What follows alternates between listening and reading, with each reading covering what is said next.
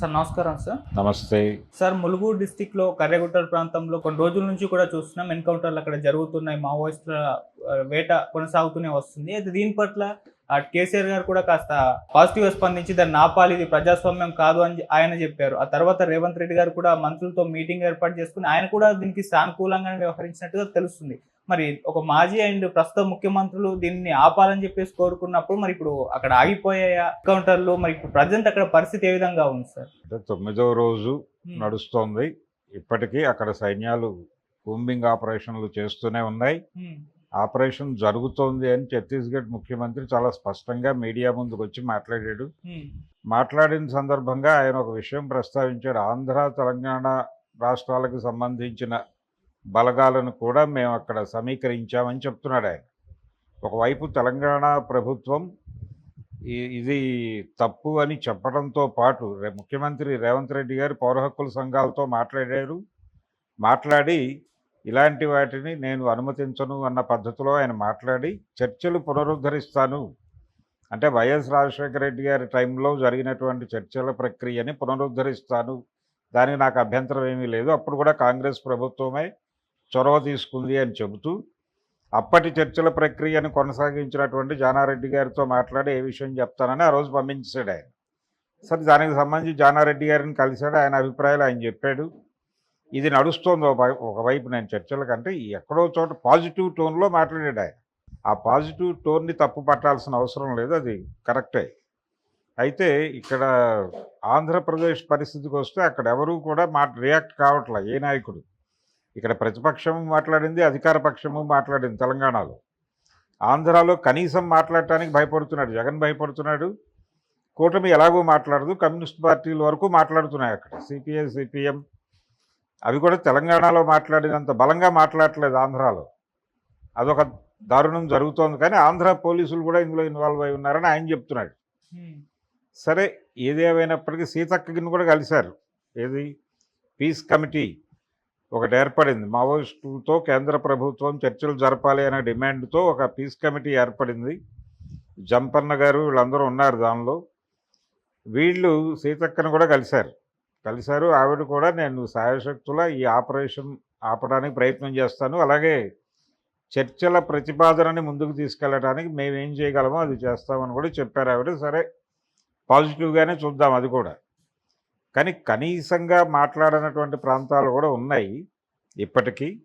అక్కడేమో జరుగుతోంది. రేవంత్ రెడ్డి గారు పాజిటివ్గా స్పందించినా కానీ ఆచరణలో ఆ పాజిటివ్నెస్ కనిపించకపోవడానికి రీజన్ కేంద్ర ప్రభుత్వం దీన్ని ప్రతిష్టాత్మకంగా తీసుకుని నడుపుతోంది. ఆపరేషన్ కగారులో భాగంగా ఈ దాడులు జరుగుతున్నాయి కర్రగుట్టలో.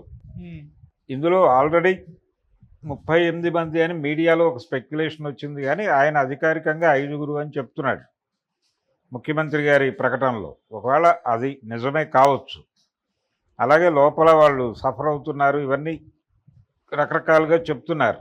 ఏది జరిగినా కానీ ఆ జరుగుతున్నటువంటి పద్ధతి డెమోక్రటిక్గా లేదు. ఎందుకంటే అటునుంచి ఏదైనా రెచ్చగొట్టేటువంటి చర్యలు ఉంటే వీళ్ళు వాళ్ళని కంట్రోల్ చేయడానికి చేయాలి. అక్కడ ప్రజలని డిస్టర్బ్ చేస్తున్నట్టు కానీ, లేకపోతే ప్రజా జీవితానికి కానీ, ప్రభుత్వ వ్యవహారాలకు కానీ వాళ్ళు ఏదో హాని కలిగిస్తున్నట్టుగా ఎక్కడా ఒక చర్య కూడా రిపోర్ట్ కాల. వాళ్ళు సమావేశం జరుపుకుంటున్నారు. ఆ సమావేశం మీద దాడి చేసి చంపాల్సిన అవసరం నీకేంటి? నీకు హాని జరగనప్పుడు అది కదా ప్రధానంగా అడగాల్సింది. ప్రభుత్వం ఆ ఏరియాలో ఓవర్గా బిహేవ్ చేస్తోంది అనేది వాస్తవం. హెలికాప్టర్లని, డ్రోన్లని పెట్టి అక్కడ ఏం జరుగుతోందో అబ్జర్వ్ చేయాల్సిన అవసరం మీకేంటి? ఒకవైపు వాళ్ళు స్పష్టంగా చెప్పారు, మేము ఆయుధాలు వదిలిపెట్టి చర్చలకు సిద్ధంగా ఉన్నాం. నిరాయుధీకరణ అనే మాట వాడలేదు, కానీ కాల్పుల విరమణ, సీజ్ ఫైర్ అనే మాట వాడారు వాళ్ళు. మేము ఏ రకమైనటువంటి రెచ్చగొట్టే పనులు చేయము, ఏ రకమైన ప్రవోకింగ్ యాక్టివిటీసు మా వైపు నుంచి జరగవు అని స్పష్టం చేస్తూ సీజ్ ఫైర్ ఏకపక్షంగా కూడా పాటించడానికి సిద్ధంగా ఉన్నాం అన్నారు. అంత స్పష్టంగా వాళ్ళు మాట్లాడి వాళ్ళు ఈ వాతావరణంలో మనం ఎలా బిహేవ్ చేయాలి అనేది చర్చించుకోవడానికి కొంతమంది అక్కడ ఉన్నారు. దానికి సంబంధించిన డీటెయిల్స్ తెలుసుకుని నువ్వు మిలిటరీతో వెళ్ళి వాళ్ళని చంపేస్తానంటే ఎలాగా? ఇది పూర్తి అప్రజాస్వామికమైనటువంటి ప్రభుత్వ ఆచరణ. ఇది యుద్ధం చేస్తోంది. ఏది మేము చర్చిస్తాము, మేము డెమోక్రటిక్గా మీతో వ్యవహరించడానికి సిద్ధంగా ఉన్నాం. పైగా వాళ్ళు రీజన్ చెప్తున్నారు ఓపెన్గా. అడవుల్లో ఆదివాసీల జీవితాలు సంక్షోభంలో ఉన్నాయి కాబట్టి నిర్బంధ సంక్షోభం అంటారు దీన్ని. నిర్బంధం విపరీతం అవటం వలన వాళ్ళ జీవితాల్లో వచ్చిన సంక్షోభం నుంచి కొంత తెరిపి తీసుకురావడం కోసం మేము చర్చలు ప్రతిపాదన చేస్తున్నామని స్పష్టంగా చెప్పాడు ఆయన. చెప్పినప్పుడు దానికి స్పందించడానికి మీకున్నటువంటి ఇబ్బంది ఏమిటి అంటే, మీరు ఓపెన్గా ఆదివాసీలని అడవుల నుంచి బేదఖలు చేయాలనుకున్నారు కాబట్టి వీళ్ళతో చర్చలు మీకు అంగీకారం కాదు. రెండోది, మావోయిస్ట్ అనేటువంటి పార్టీ ఉనికిని వీళ్ళు తట్టుకోలేని పరిస్థితిలో ఉన్నారు. భారతీయ జనతా పార్టీ నాయకులు, కేంద్ర నాయకులు వాళ్ళు ఓపెన్గా వాళ్ళ మనసులో ఉన్న మాట ఏంటంటే, మీరు షట్ డౌన్ చేయండి, పార్టీని రద్దు చేయండి, లేకపోతే తీసుకొచ్చి భారతీయ జనతా పార్టీలో విలీనం చేయండి అన్నటువంటి ప్రతిపాదనలతో వాళ్ళ యాక్టివిటీ నడుస్తుంది. ఒక రకంగా బుల్డోజ్ చేసి చంపేసి నిరసన అంటే నిన్న కూడా ఒక ప్రకటన వచ్చింది.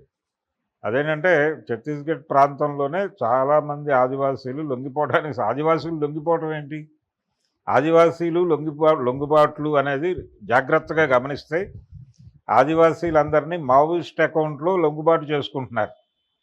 రిజిస్టర్లు పెట్టి వాళ్ళందరినీ తీసుకొచ్చి లొంగుబాటు చేసుకుని వాళ్ళందరికీ రిహాబిలిటేషన్ కల్పించి మావోయిస్ట్ రిహాబిలిటేషన్ ప్రోగ్రాంలో భాగంగా వాళ్ళందరికీ ఇంకెక్కడో గృహాలు నిర్మించి వాళ్ళని అడవుల్లోంచి తీసుకెళ్ళి అక్కడ పడేస్తారు. ఇది జరుగుతున్నటువంటి కార్యక్రమం. దీన్ని చాలా స్పష్టంగా క్లియర్గా చేసేస్తున్నాడు ఆయన.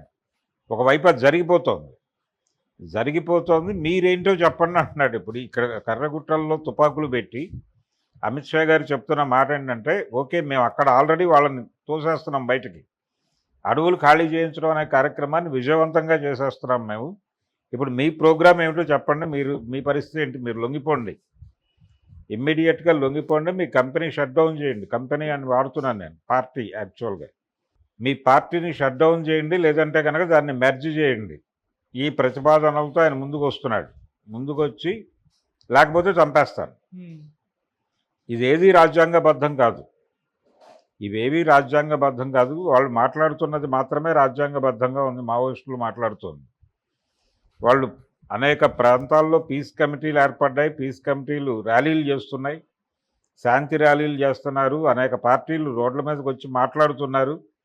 బాబు మీరు అక్కడ మిలిటరీని ఉపసంహరించండి. ఇప్పుడు గతంలో జానారెడ్డి గారు హోంమంత్రిగా ఉన్న రోజుల్లో ఒకసారి అప్పటి ఆర్కే రామకృష్ణ హరగోపాల్ ఆయన్ని కార్నర్ చేశారు, పోలీసులు ఆయన్ని రౌండప్ చేశారు. ఇంకొక 2-3 అవర్స్లో ఆయన్ని చంపేస్తారు అనేటువంటి పరిస్థితి. ఆ టైంలో వరవర్రావు గారి నేతృత్వంలో ఒక ప్రతినిధి బృందం వెళ్ళి జానారెడ్డి గారిని కలిస్తే ఆయన అప్పటి డీజీపీతో మాట్లాడి ఫోర్సెస్ని వెనక్కి తీసుకున్నాడు. ఆయన వద్దు, చేయొద్దు, చంపొద్దు, మనం ఆల్రెడీ చర్చల ప్రక్రియలో ఉన్నాం, చర్చలు రద్దయిపోయాయని మనం ప్రకటించక ముందు ఇలాంటి పనులు జరిగితే అది రాంగ్ ఇండికేషన్ వెళ్తుంది, కాబట్టి మీరు వెనక్కి వచ్చేయండి అని చెప్పాడు ఆయన. జరిగింది, అది వెనక్కి వచ్చారు. ఇది జానారెడ్డి గారి టైంలో కాబట్టి జరిగింది. ఇప్పుడు అలాంటి సొంత నిర్ణయం తీసుకుని ముందుకు కదిలేటువంటి హోంమంత్రి లేరు, ఎవరూ లేరు, ఎక్కడా లేరు, ఆంధ్రప్రదేశ్లోనూ లేరు, ఏ రాష్ట్రంలోనూ లేరు. వెన్నుముక ఉన్నటువంటి హోంమంత్రులు అనేది వాంటెడ్గానే పక్కకు తీస్తారు. సబితా ఇంద్రారెడ్డి గారు హోంమంత్రిగా బాధ్యతలు తీసుకున్న తర్వాత నుంచి ఈ పరిస్థితి మొదలైంది. వాళ్ళు ఏది చెప్పినా సీఎం గారి వైపు చూస్తారు తప్ప వీళ్ళు నిర్ణయం తీసుకోరు.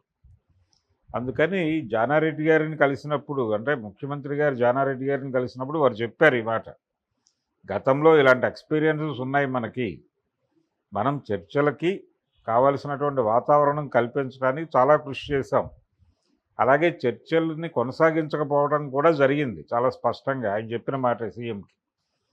దానికి కారణాల్లో మన ప్రభుత్వం కూడా కొంత దోహదపడి ఉండవచ్చు, అప్పటి ముఖ్యమంత్రి ఆయన ధోరణి ఇవన్నీ.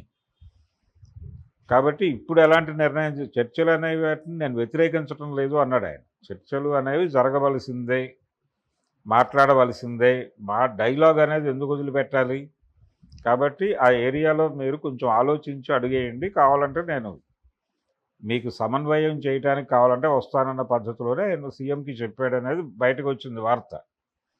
ముఖ్యమంత్రి గారు ఏ నిర్ణయం తీసుకునే పరిస్థితిలో ఉన్నాడు అనేది చూడాలి. ఆయన ఇండిపెండెంట్గా మాట్లాడుతున్నట్టుగా కనిపిస్తున్నాడు, కానీ వెనకాల నడిపిస్తున్నది కేంద్ర ప్రభుత్వమే. కేంద్ర ప్రభుత్వం స్కీమ్లో భాగంగానే ఆంధ్రప్రదేశ్ పోలీస్ బలగాలు, అలాగే తెలంగాణ పోలీస్ బలగాలు కర్రగుట్టల్లో మోహరించడం జరుగుతోంది. ఇది టోటల్గా సెంట్రల్ నుంచి జరుగుతున్నటువంటి ఆపరేషన్. ఈ ఆపరేషన్ని తప్పనే పరిస్థితుల్లో ఎవరూ లేరు. రాజకీయ పార్టీలు ఇంకొంచెం టోన్ పెంచి మాట్లాడగలిగితే ప్రభుత్వం ఏదైనా సంకోచంలో పడుతుందేమో అనే ఆశతో ఇప్పటికీ ఈ పీస్ ర్యాలీలు అవి జరుగుతున్నాయి. వీటికి ఏ మేరకు ఇప్పటివరకు స్పందన అయితే రావట్లేదు సెంట్రల్ గవర్నమెంట్ నుంచి కానీ, భారతీయ జనతా పార్టీ వైపు నుంచి కూడా అభిప్రాయ ప్రకటనలు చేయట్లేదు అక్కడ. ఈవెన్ తెలంగాణ ములుగు ప్రాంతంలో ఉన్నటువంటి భారతీయ జనతా పార్టీ నాయకులు కూడా స్పందించట్లేదు. ఒకవేళ వాళ్ళు స్పందిస్తే ఎవరైనా నెగిటివ్గా ఇది జరుగుతున్నది దారుణం అంటే వాళ్ళు చేసింది, వాళ్ళు గతంలో ఇంతమందిని చంపారు అంతమందిని చంపారు అనేటువంటి డేటా తీసి మాట్లాడుతున్నారు. మీరు డేటా తీసి మాట్లాడుతున్నారు కరెక్టే, కానీ సాయుధ పోరాట రాజకీయాలే మా ఎజెండా అని చెప్పిన పార్టీ చర్చలకు వస్తానంటోంది. దాన్ని స్వాగతించి హక్కును చేర్చుకోవాలి కదా నువ్వు, నీ రాజ్యాంగం చెప్పిన ప్రకారం. కానీ నువ్వు అలా బిహేవ్ చేయట్లేదు. నీ బిహేవియర్లో, ప్రభుత్వ ప్రవర్తనలోనే అనేక ద్వంద్వ ప్రమాణాలు పాటిస్తున్నారు వాళ్ళు. ఒకవైపు ఇక్కడ జనాల మీద యుద్ధం చేస్తూ, ఆదివాసీల మీద యుద్ధం చేస్తూ, నోరు తెరిచిన ప్రజల మీద యుద్ధం చేస్తూ, అవసరమైతే చంపేస్తూ ఒక రకమైనటువంటి ఉగ్రవాదపు చర్యలు చేస్తున్నటువంటి ఈ ప్రభుత్వం ఇప్పుడు కర్రగుట్టల్లో జరుగుతుంది. డెఫినెట్గా ఉగ్రవాదపు దాడే, ప్రభుత్వ ఉగ్రవాదపు దాడి అంటాను నేను దాన్ని. ఒకవైపు నువ్వు ఇక్కడ ఉగ్రదాడులు చేస్తూ కాశ్మీర్లో ఉగ్రదాడులను ఖండించే నైతిక హక్కు ఎక్కడిది నీకు? అందుకని ఇప్పుడు జరుగుతున్న ఆపరేషన్ ఇమ్మీడియట్గా ఆపాలి, శాంతి చర్చలు కొనసాగించాలి, శాంతి చర్చలకి ఒక ప్రాతిపదిక కల్పించాలి. మీరు గతంలో మాట్లాడిన అంటే ఈ నేపథ్యంలో ఆయన రకరకాల స్టేట్మెంట్లు ఇచ్చాడు. ఆపరేషన్ కగార్ చివరి మావోయిస్టులను చంపే వరకు కొనసాగుతుంది, ఇలాంటి దూకుడు ప్రకటనలు చాలా ఇచ్చాడు. ఆ ప్రకటనలు విత్డ్రా చేసుకోవాలి.